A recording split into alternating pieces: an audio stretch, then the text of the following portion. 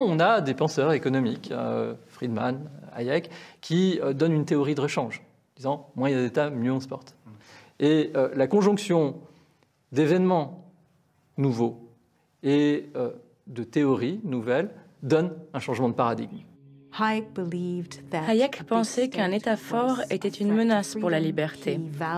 Il plaçait la liberté au-delà de l'égalité. Et je pense que c'est ce qui l'a amené à construire sa théorie sur le bon fonctionnement de l'économie, et que nous appelons aujourd'hui le laisser-faire ou le consensus de Washington, une politique économique très libérale qui doit laisser les marchés jouer leur rôle et les individus faire leurs choix.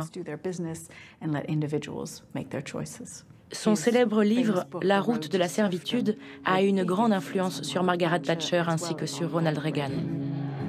À peine arrivée au 10 Downing Street en mai 1979, Margaret Thatcher applique le credo de Friedrich Hayek, baisse des impôts, privatisation et retour à l'état minimum d'avant la Seconde Guerre mondiale.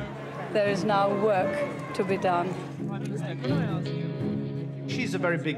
C'est une figure très importante de l'histoire britannique parce qu'elle a été la première personne à dire au pays, après plusieurs décennies de déclin, que la Grande-Bretagne ne devait pas accepter ce déclin et que le pays pouvait se relever.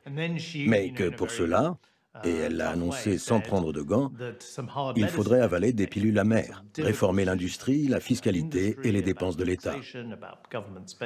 Le premier pays à avoir instauré l'État social est aussi le premier qui s'acharne à l'anéantir 50 ans plus tard. Pour y parvenir, Margaret Thatcher se propose d'abord d'abattre les syndicats, cette émanation selon elle du socialisme non démocratique. En planifiant la fermeture d'une vingtaine de mines, considérées comme déficitaires, elle pousse 80 000 mineurs à la grève, la plus longue de l'histoire britannique. 2 ans, entre 1984 et 1985. Elle n'hésite pas à la faire réprimer durement. Bilan, 3 morts, 20 000 blessés, 11 300 manifestants arrêtés.